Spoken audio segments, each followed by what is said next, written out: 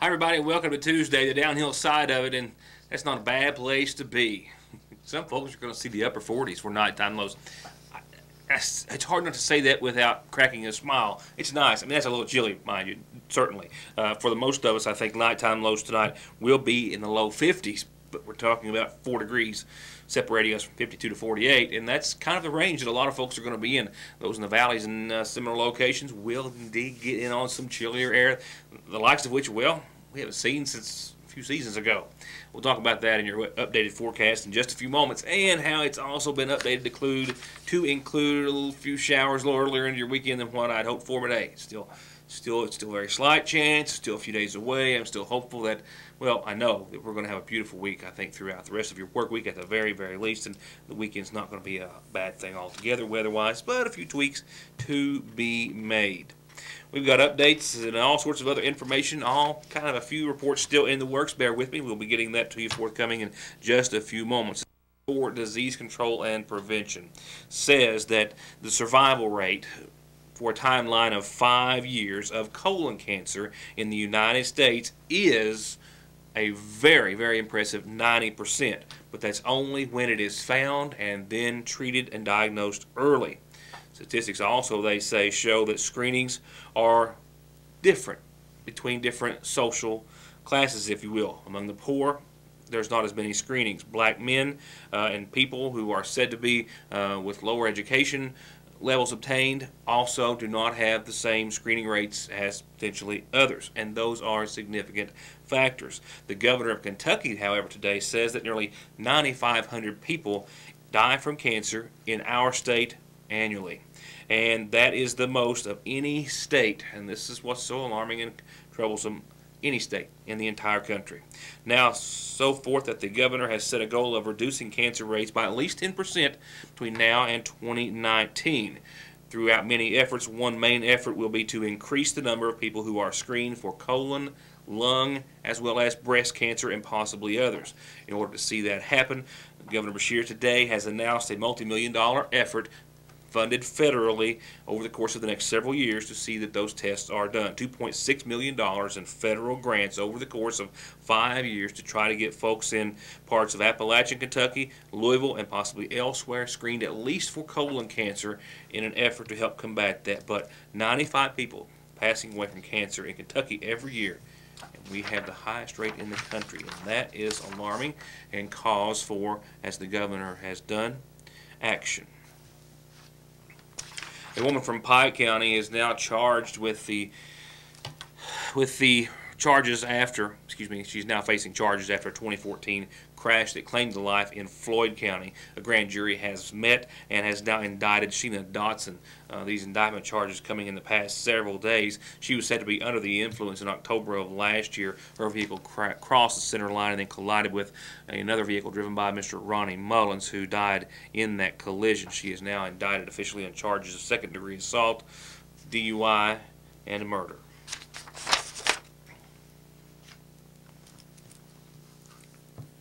We'll be talking tomorrow night with Superintendent of Schools Stanley Holbrook while I have a few reports that are rendering.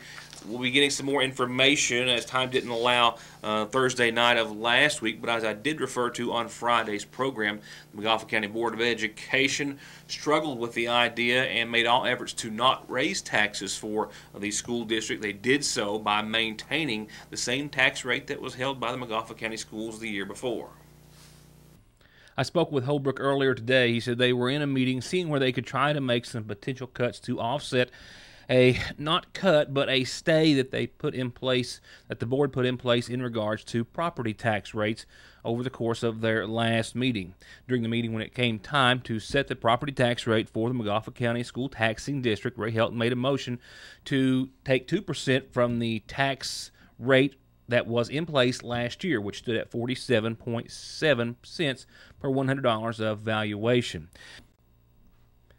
Helton's motion was actually one of several pertaining to setting the tax rate Board members Jesse Rudd and Rodney Ward also both expressed their desire to not raise taxes and a wish to lower them if possible. However, a sharp realization from their financial officer, Kevin Owens, after hearing attendance figures, indicated that with an enrollment loss of 60 students or more from last year's attendance, that already translated into about a $260,000 loss for this school year for the school system, and that just keeping the same tax rate without raising it would also estimate another $180,000 to $200,000 loss for the school system. Taking the compensating rate, which the board was allowed to do, would have raised it to 49.1%, and that would have maintained their same income level from last year. However, not wanting to raise taxes, there was a unanimous vote that was ultimately held to keep the same tax rate as the year past at 47.7%. And today, educators and the board and the superintendent are trying to determine how they can offset that savings, which was ultimately passed on to the public, but also that loss, which will be incurred by the Board of Education, and how they can also overcome the enrollment numbers of $260,000 for that 60-some students, which are no longer enrolled in McGoffin County schools. We'll hear some more from the superintendent, possibly others, on tomorrow's show about how they plan to deal with the money matters. To get high-speed internet on their state-of-the-art fiber optic network for all of your home and business solutions, or to watch TV without a contract on over 200 digital channels with superb quality, or stay connected with family and friends with 24/7 telephone service you can always depend on, contact Foothills Broadband today. Or just click on their link to the right to find out how they're working to provide the latest in communications at affordable prices with exceptional service at Foothills Broadband.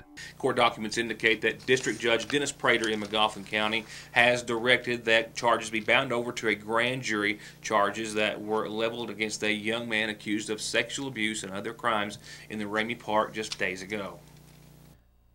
The case involves a minor female child, and thus details, of course, are very limited. But we can tell you that charges, according to documents, were to be bound over to a McGoffin County grand jury. Charges of sexual abuse in the first degree and unlawful transaction with a minor being a sexual act involving a child only listed as under the age of 16. 18-year-old Billy Stevens was charged after authorities were called. Responding officer, City Police Officer Mike Nichols, opened up a case about the incident which allegedly took place in the Ramey Park. All we know is that it was during daylight hours in the park on the 17th. Stevens was arrested and lodged in the Big Sandy Regional Detention Center on the following day, where he remains at this time.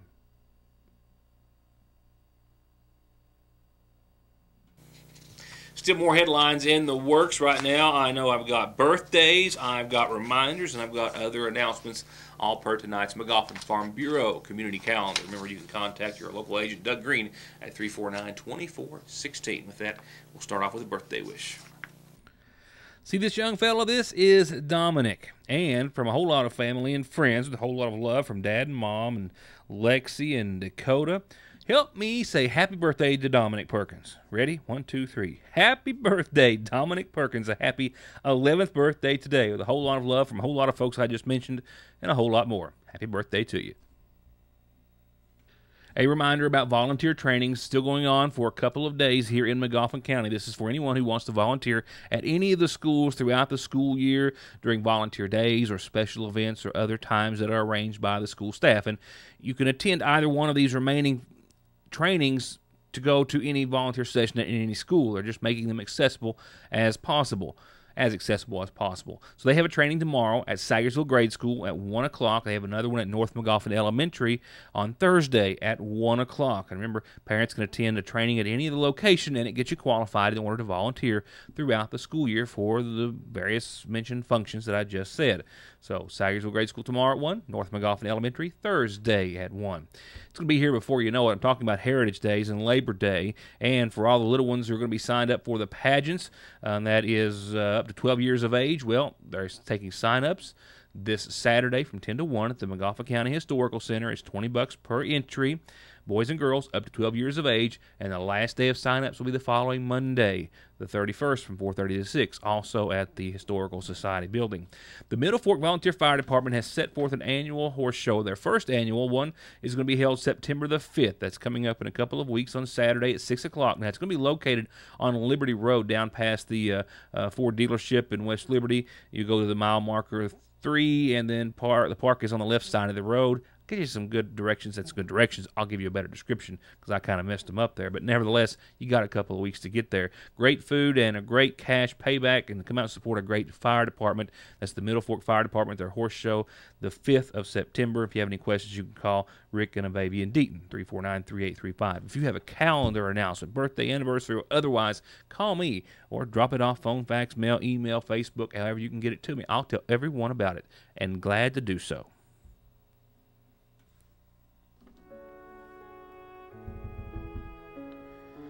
We do have one local listing tonight in funeral service announcements. These announcements, as always, provided by our friends at the Montgomery County Funeral Home. And remember, you can always find out more about the facility and services and obituaries by going to MontgomeryCountyFuneralHome.com. They told me of the passing of 64-year-old Creta Watkins of Big Lick Road, who passed away earlier today at her home. Arrangements are incomplete at this time. They are being made by the family and will be announced soon by the folks at the Montgomery County Funeral Home in honor, once again, of 64-year-old Creta Watkins.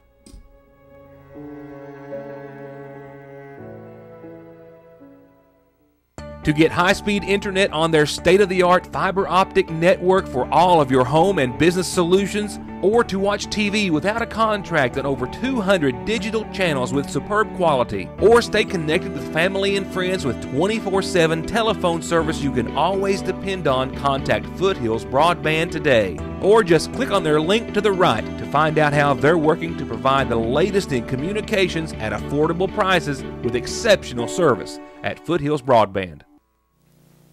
The debate over whether or not to demolish or save the old Sagersville First Baptist Church continues to draw in folks from all walks of life, of all ages, from all over, not just here in Montgomery or Kentucky, but even out of state as well. It's also one that has also found its way delivered to our state's capital Monday after a weekend of inspiration from hundreds of people who had added their names to an already significant and long list of those who say that they are passionate about seeing that the icon of downtown Sagersville is left to stand and serve for another 86 years or longer. Part of those efforts also centered around a rally held on the church house steps Saturday morning. We've gotten together today, pretty nice crowd. I wish we could have had more people, of course, but we've had so many people stop today and just sign the paper. And I've had so many people over the week stop that had no clue any of this was even happening, and that they had heard it on Facebook or heard it on the news, or somebody had told them in their office and had no idea any of this was happening. And so we really would like to get some more information out about what is really going on and about what we can do as a community to stop the building from being torn down. And we just learned that in 8 days we have finally reached 1,500 signatures, and I am so pleased to hear that. Hopefully we'll only need about 1,500 more, and at the rate that they're coming in, hopefully we'll have that by hopefully midweek. And I'm just so grateful for all the people that have gone online and signed our petition online. We have had people that California. I saw one lady from Rhode Island whose family was from here, and she wrote a beautiful sentiment about this church and how so many people come here just to see the church and just to see these historic monuments, and that it would be a shame to lose such a valuable structure here in our county. If you're interested in contacting me on ways that you could help, you can reach me at Katie, K-A-T-I-E, Clevenger at hotmail.com. It's all lowercase, and of course you can also check me out at change.org. Even if you don't want to sign the petition, or if you have questions, you can send me a message on there as well. We've got to all join together and fight to try to keep this church. There's been several souls saved here throughout the decades, and that's just been overlooked here, and it's just going to be demolished. Everybody needs to start thinking more clearly. It's worth more than what you're thinking. Checking in with Clevenger just before this report, I've been informed that they have now gathered and counted over 2,200 signatures in just a little more than a week and a half or so, and that those signatures, along with other materials, were taken to the governor's office, the Heritage Council, Senator Brandon Smith's office, and a variety of others at our state's capital just on Monday morning. Also, by my accounts here, a video that I showed of a portion of the story that I ran on the program on my personal Facebook page and the one on my website for the news has collectively been seen more than 5,000 times and counting. It was also interesting to hear that several of the offices in our state's capital had also viewed those same videos. And also interesting, the fact that for the past few days, a local mother, her children, and some others have been out holding similar signs in support of the old Sagersville First Baptist Church. My name's Laura Perkins. I want to save our historical building. My husband come here whenever he was a kid. My children come here whenever they were younger. It's a beautiful building. I believe it needs to be saved. I'm going to go on to our forecast powered by Licking Valley RECC for just a few moments. I'm doing so realizing that we've got some other headlines been working on. I have not been out enjoying the beautiful weather all day. Don't go there. I would like to have been. I've been in the office. It's been kind of terrible being in here cooped up and cold on myself, but that's where I've been. Only those reports. We're still waiting on some information that I hope to be able to air in just a few moments. Nevertheless, so let's skip on to the beautiful weather, followed by maybe some not so beautiful weather. We do have 52 degrees tonight. Keep in mind, some of you, isolated areas, valleys, 47, 48 degrees is possible. And we look to see 76 tomorrow. More cool air filtering in after a cold front that's already come and gone. Definitely cool and comfortable tomorrow. Summer still got some life in it on the calendar, but not in the weather-wise. 76 tomorrow, followed by 56 tomorrow night, sunny and clear. Thursday, we get back close to 80 again, 79, but more sunshine, more clear skies, start to finish, a low of 56. Also, Thursday night after 3 o'clock in the a.m. or so, we'll see some fog roll in. That will cling on to around the early morning hours of 8 or so, Friday morning, maybe a little later. And we will see the temperatures get closer to where they should be. Not quite where they should be, but closer. 84 for your high on Friday, 65 for nighttime lows. We get out of the 50s for lows at night. Still a little fog to start it off, but sunny and only partly cloudy skies late for the last day, I hope, of your work week. Hope no one has to work the weekend. Some of you do, I understand, and I'm sometimes one, more often than not, more often than I would like to be one of you. 84 and more sunshine for Saturday. You will notice something new to add to the forecast for Saturday. That is a 20% chance of some showers and storms after the noon hour on Saturday. They're kind of covering their bases here, I think, weather-wise. I'm hopeful we won't have to worry about any showers and storms. It's not going to be a major weather maker, should we, but it's also going to be a threat that's going to go on into your Sunday with more partly sunny skies then as well. Temperatures still closer to where they should be, still a bit under par. We're talking about the, dog days of summer, so to speak, so, mid-80s is not a bad thing. And with all of that said, it looks as though I'm going to wrap it up and put the lid on this one earlier than planned. My apologies. Doesn't happen too often. Things just the stars didn't align today. My apologies for that as well. But we will see a gorgeous evening. This will just give you a couple of extra minutes maybe to get out the door and enjoy. Thank you for, as always, being a part of the program. Few headlines that I'm still trying to gather some information on before airing. I hope to have those reports tomorrow. We did not get that information as of today, but regardless, we will have stories tomorrow that you'll only see right here on Your News Today. As always, thank you so much for watching. Have a wonderful, beautiful, fall-like evening. We'll see you back here tomorrow night.